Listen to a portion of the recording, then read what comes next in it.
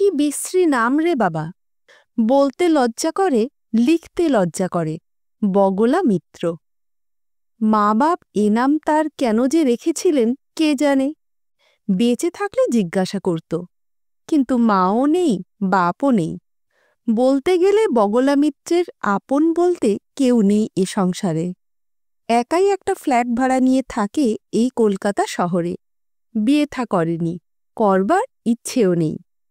বয়স যে খুব বেশি হয়ে গেছে তাও নয়, জিজ্ঞাসা করলে বলে ৩৫। দেখতেও সুপুরুষ। কাউকে ভালো টালো বেসেছিল কিনা বললে মুচকি মুচকি হাসে। মুখ ফুটে কিছু বলতে চায় না। ভালো একটা চাকরি করে, প্রায় ৮০০ টাকা মাইনে পায়, আপিসের বড়বাবু। তা স্যুট পরে যখন আপিসে যায় তখন তাকে মানায় চমৎকার। বেয়ারা থেকে আরম্ভ করে ছোট বড় কেরানিরা সবাই সেলাম করে পথ ছেড়ে দেয়। শ্রদ্ধা পায়, সম্মান পায়, মাথা উঁচু করে নিজের জায়গায় গিয়ে বসে। নিজের ঘর, নিজের টেবিল, নিজের টেলিফোন, সবই মনে হয় যেন নিজের। মনে আনন্দ হয়। তারপর কলমটা হাতে নিয়ে চিঠিপত্রে সহি করতে গিয়ে থমকে থামে। বগলা মিত্রকে ছোট করে বি মিত্র লিখে কাজটা সেরে দেয় তখনকার মতো। কিন্তু মনটা যেন নিরানন্দে ভরে ওঠে। কত রকম করে নেড়ে চেড়ে উল্টে পাল্টে দেখেছে সে। বাংলার প্রথম অক্ষর নিয়ে দেখেছে, বগলার ব আর মিত্রের মি। কি হয়েছে? বমি। দূর, ঘৃণায় ভরে উঠেছে তার অন্তর। শেষ পর্যন্ত ইংরেজিটাই রেখে দিয়েছে। সেটা তবু পদে আছে, বি মিত্র। কিন্তু বি মিত্র বিজয় মিত্র হতে পারে, বিমল মিত্র হতে পারে।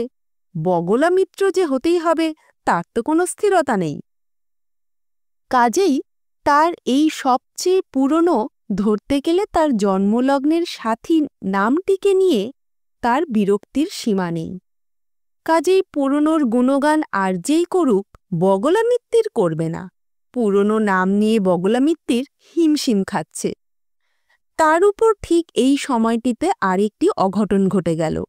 একজন চাকর ছিল আর একজন রাঁধুনি ছিল বগলার। চাকরটি অনেক দিনের পুরনো, নাম ছিল শ্যামানন্দ। বগলা বলতো, কি সুন্দর নামটি বল দেখি তোর, আমার নামের সঙ্গে বদলা বদলি করে নে। শ্যামানন্দ হাসত, বলতো, কেন বাবু? কিন্তু এ কেনর কোনো জবাব নেই। বগলা চুপ করে তার মনের দুঃখ মনেই চেপে রাখত। বগলা ছিল একটু অগোছালো প্রকৃতির মানুষ। শ্যামানন্দর হাতেই সবকিছু ছেড়ে দিয়েছিল। শ্যামানন্দ তার সুযোগ নিতে ছাড়েনি। দেখতে দেখতে মনিবের গার্জেন হয়ে উঠেছে। বিছানা ঝাড়তে গিয়ে শ্যামানন্দ দেখলে বগলার বালিশের তলায় নোটে আর খুচরো পয়সায় প্রায় ১৩০ টাকা পড়ে রয়েছে।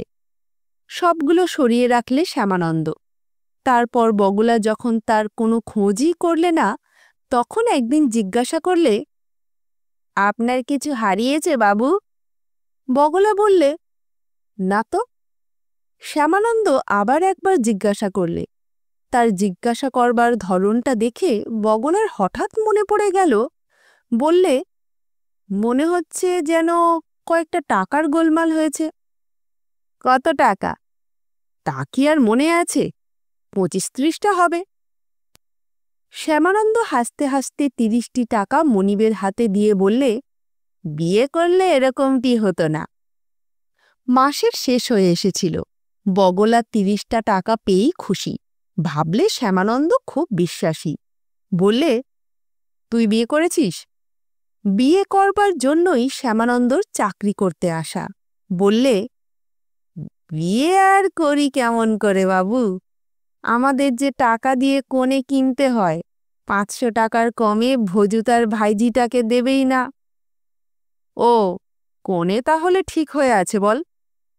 শ্যামানন্দ বললে, হ্যাঁ বাবু, তা আছে। আমাদের গাঁয়ের ভজুর ভাইজি কুসুম। এমনি একটি কুসুমের স্বপ্ন বগলাও দেখেছিল, কিন্তু সে স্বপ্ন তার সফল হয়নি। একে তো তার এই চাকরিতে ছুটি বলে কোনো বস্তু নেই, তার উপর বগলা যার নাম, তার বিয়ে কি কখনো হয় নাকি? বগলাকে কোন মেয়ে ভালোবেসে বিয়ে করবে? তার চেয়ে শ্যামানন্দ যার নাম, সে বিয়ে করুক। সেই আনন্দেই সে মশগুল হয়ে আছে বগলার মতো মনিব পেয়েছে বলে। মনিবের ভাবনা শুধু তার চাকরি আর তার নাম। সকালে খবরের কাগজ পড়ে দাড়ি কামিয়ে স্নান করতেই আপিস যাবার সময় হয়ে যায়। যেমন পারে যা পায় চারটি খেয়েই ছুটতে হয় ট্রামের ডিপোয়ে। রাস্তার মাঝখানে ট্রামে বাসে চড়বার উপায় নেই। সারাদিন কাজ করে ফিরে আসে সন্ধ্যায়। শ্যামানন্দ তখন সবকিছু ঝেড়ে ঝুড়ে পরিষ্কার করে যেখানে যা সরাবার সরিয়ে মনিবের সেবা করবার জন্য প্রস্তুত হয়ে থাকে। ঠিক সময়ে হাতের কাছে সব জিনিসটি পেলেই খুশি হয়ে থাকে বগলা। আর শ্যামানন্দ খুশি হয় মনিবের জিনিসপত্র আর জামার পকেট হাতড়াতে টাকা পয়সা হাতে ঠেকলে। টাকা পয়সা সরায় শ্যামানন্দ আর মনের আনন্দে গান গায়।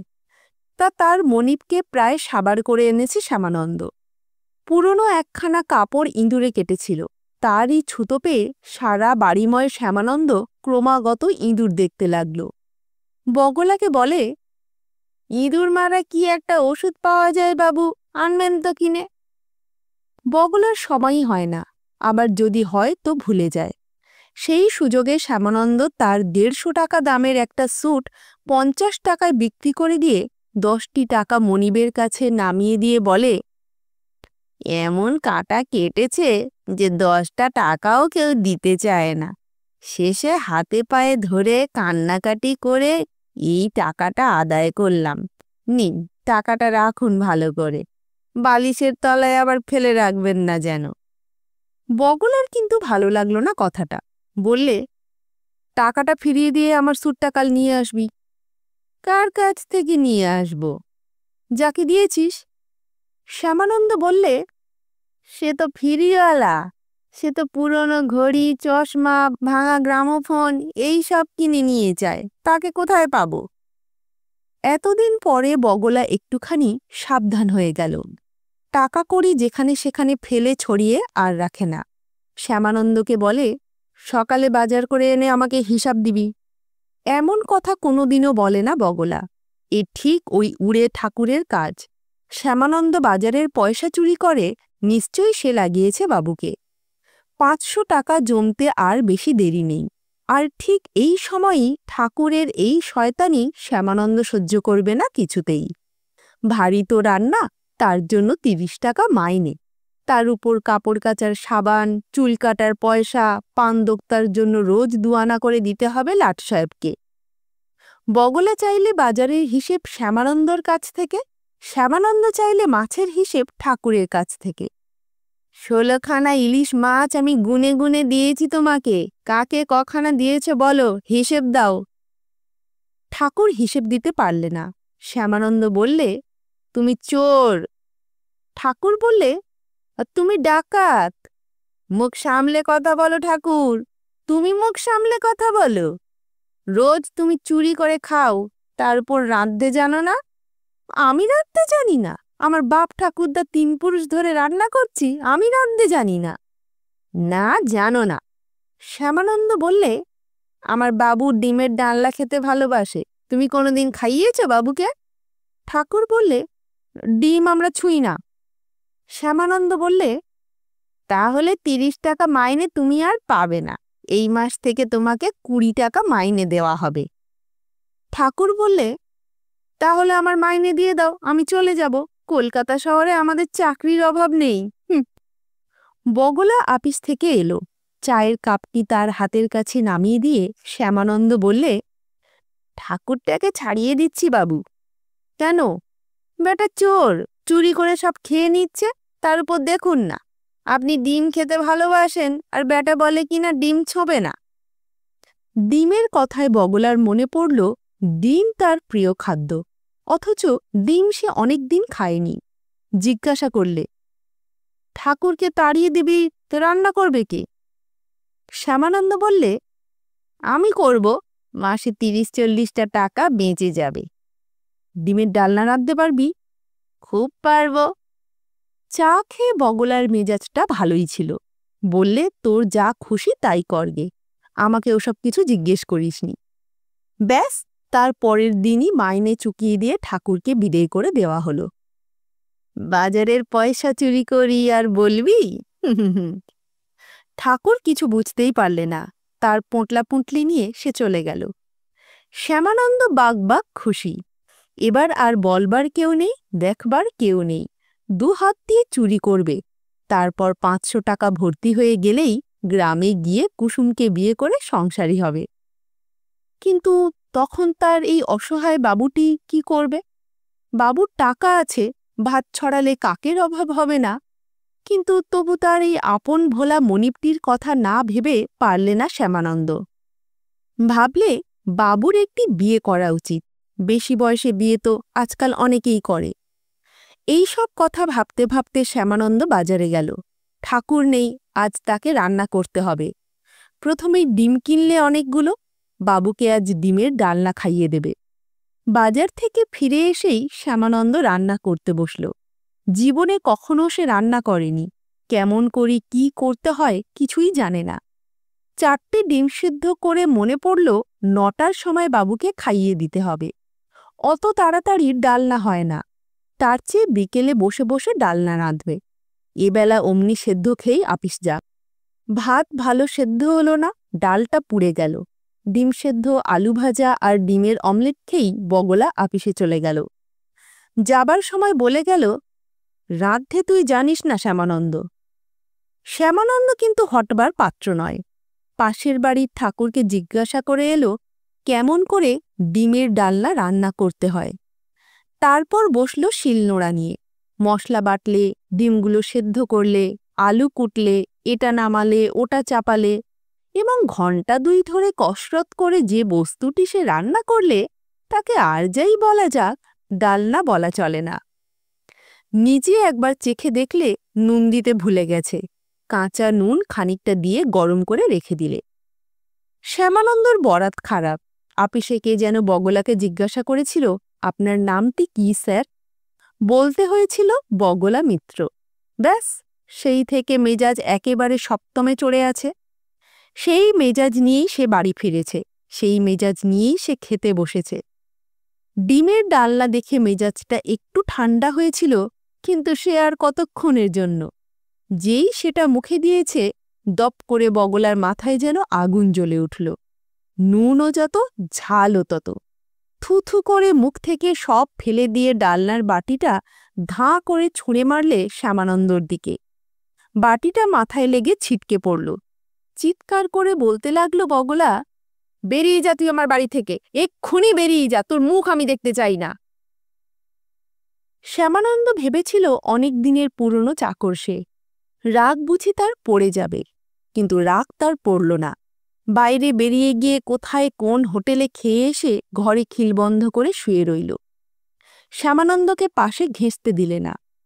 পরের দিন সকালেই স্নান টান সেরে একেবারে আপিস যাবার জন্য তৈরি হয়ে বগলা 100 টাকার একটি নোট শ্যামানন্দর কাছে ছুঁড়ে ফেলে দিয়ে বললে, তোমার দেনা পাওনা মিটিয়ে দিলাম, বেরো আমার বাড়ি থেকে, দৌড়ে আমি তালা বন্ধ করব।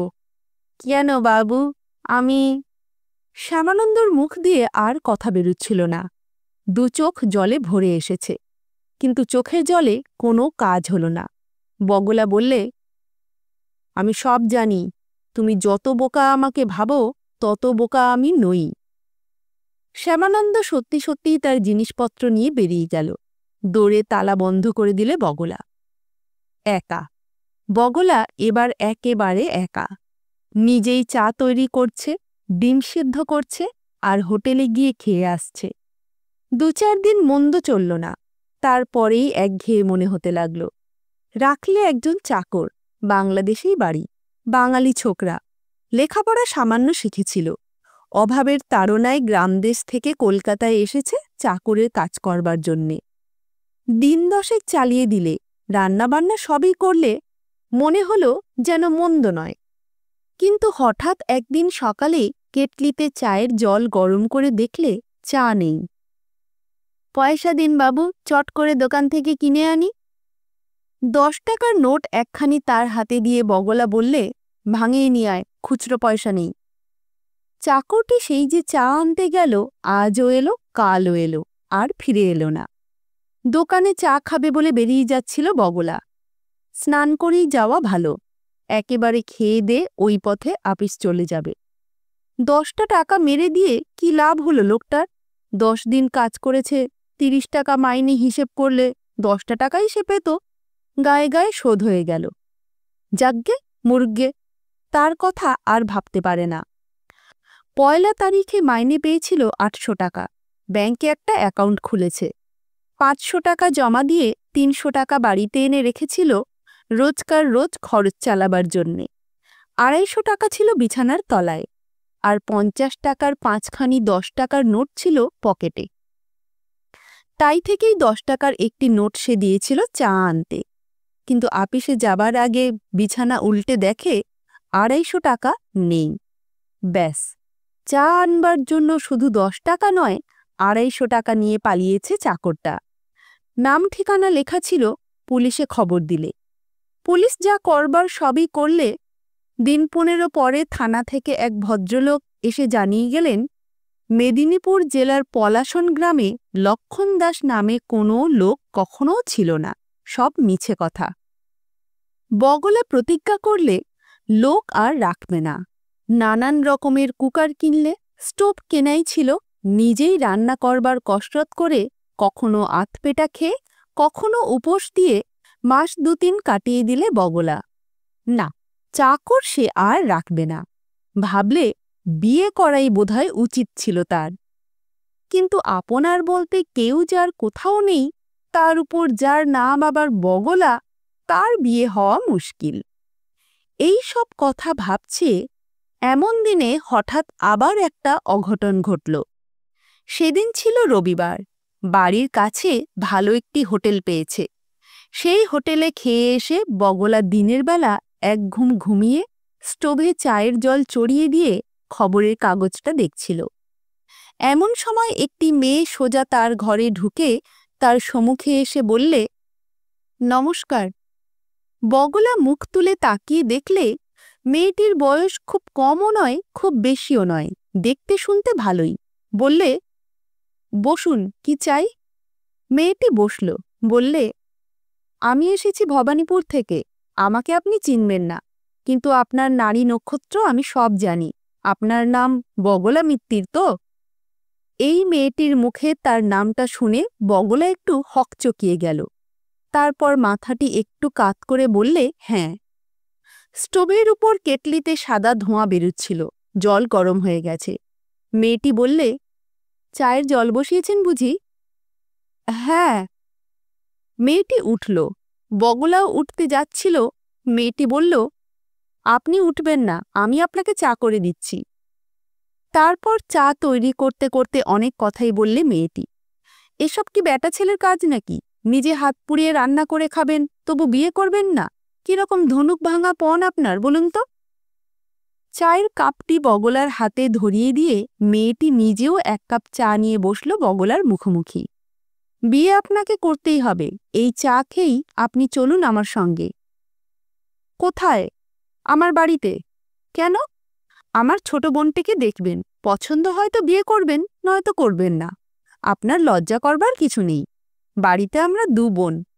আমাদের মা আর নিতান্ত ছোট 12-13 বছরের একটি ভাই। চুম্বক যেমন করে লোহাকে টেনে নিয়ে যায়, ঠিক তেমনি করে বগলাকে ভবানীপুরে টেনে নিয়ে গেল মেয়েটি। বললে, আগে আমার বোনকে দেখাই। আমার নাম প্রতিমা, আমার বোনের নাম বাসন্তী। বাসন্তীকে দেখুন, তার হাতে রান্না খান। তারপর খেয়ে দিয়ে কবে বিয়ে করবেন কথা দিয়ে যান। বাসন্তীকে দেখলে বগলা। চমৎকার মেয়ে। বাসন্তীর মা এসে দাঁড়ালেন। বললেন, তুমি হয়তো ভাবতে পারো এখনো এ মেয়ের বিয়ে হয়নি কেন। দাঁড়িয়ে বিয়ে দেবার মানুষ নেই বাবা। ওর বাবা মারা গেল, বড় মেয়ে প্রতিমা বিধবা হলো। ছোট একটি ছেলে। যা কিছু করতে হবে ওই প্রতিমাকেই করতে হবে। ওই আমার বড় ছেলের মতো। বগলা জিজ্ঞাসা করলে, আমার খবর আপনারা পেলেন কোথায়? মা বললেন, শ্যামানন্দ বলে তোমার একটি চাকর ছিল, তারই কাছ থেকে তোমার সব খবর আমরা পেয়েছি।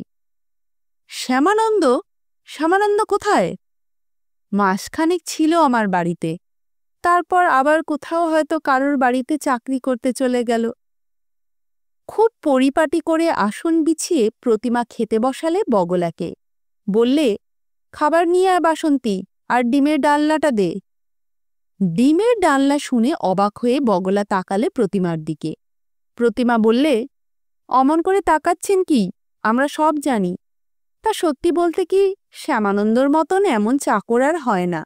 মনিবের কি প্রশংসা, কি প্রশংসা! বলে কিনা নিজে বিয়ে করেননি, অথচ 500 টাকা আমার হাতে দিয়ে বললেন, যা তুই কুসুমকে বিয়ে করগে যা। এক বাটি ডিমের ডালনা দিয়ে গেল বাসন্তী। প্রতিমা বললে, বাসন্তী আজ নিজে রান্না করেছে, খান। এমনি রান্না ও আপনাকে রোজ রেঁধে দেবে। ডিমের কথাও বলেছে শ্যামানন্দ? প্রতিমা হাসতে হাসতে বললে, বলেছে বলেছে শ্যামানন্দর হাতের ডিমের ডালনা খেয়ে আপনি নাকি তাকে বকশিস দিয়েছেন। বগলা মনে মনেই বললে, বেটা মিথ্যেবাদী। তা হোক মিথ্যেবাদী। বগলার মনে হলো শ্যামানন্দই তার ছিল ভালো। এদিকে একটি দিনেই প্রতিমা তাকে আপনার করে নিলে। মনে হলো যেন এরা তার কতকালের চেনা। আপিস থেকে ছুটি নিলে বগলা। তারপর একদিন এক শুভ লগ্নের রেজিস্ট্রি করে বাসন্তীর সঙ্গে তার বিয়ে হয়ে গেল। বগলা তার সেই ফ্ল্যাট বাড়িতেই নিয়ে এসেছিল বাসন্তীকে। প্রতিমা বললে, এখানে আর তোমার থাকা চলবে না। ভবানীপুরের বাড়িটা আমাদের নিজেদের বাড়ি, ওইখানেই চলো। মাসটা শেষ হোক, আসছে মাসের প্রথমেই চলে যাব। বাসন্তী বললে, বাজার টাজার করবার জন্য একটা চাকর হলে ভালো হয়। বগলা বললে, শ্যামানন্দর বাড়ির ঠিকানা আছে আমার কাছে, কাল একখানা চিঠি লিখে দেব। চিঠি লিখবার আগেই কিন্তু সেদিন সকালে একটি অপরিচিতা মেয়ে এসে বগলাকে প্রণাম করে পায়ের ধুলো মাথায় নিলে। কে তুমি? আমি কুসুম। কুসুম নামটি বগলা এখনো ভুলতে পারিনি। জিজ্ঞাসা করলে, শ্যামানন্দ কোথায়? কুসুম বললে, নিচে দাঁড়িয়ে আছে। লজ্জায় আপনার কাছে আসছিল না, আমিই তাকে ধরে এনেছি। ডাকো হতভাগাকে। শ্যামানন্দ এলো। এসেই বগলার পা জড়িয়ে ধরে কাঁদতে লাগল। আমাকে ক্ষমা করুন বাবু। কেন রে, ক্ষমা করব কেন? শ্যামানন্দ বললে, আমি চোর বাবু, মিথ্যেবাদী। চুরি করা টাকায় বিয়ে করে আমি কুসুমকে নিয়ে সুখ পেলাম না বাবু। আপনার চরণে একটু ঠাঁই না পেলে আমার বেঁচে সুখ নেই। বগলা ডাকলে, বাসন্তী। বাসন্তী দাঁড়িয়ে দাঁড়িয়ে হাসছিল। বগলা বললে, শ্যামানন্দকে তোমার চরণে একটু ঠাঁই দাও। কুসুমকে কাছে টেনে নিয়ে বাসন্তী বললে, দিয়েছি। লিসেন চ্যানেলে আজকে শুনলেন শৈলজানন্দ মুখোপাধ্যায়ের লেখা বগলার বিয়ে হলো।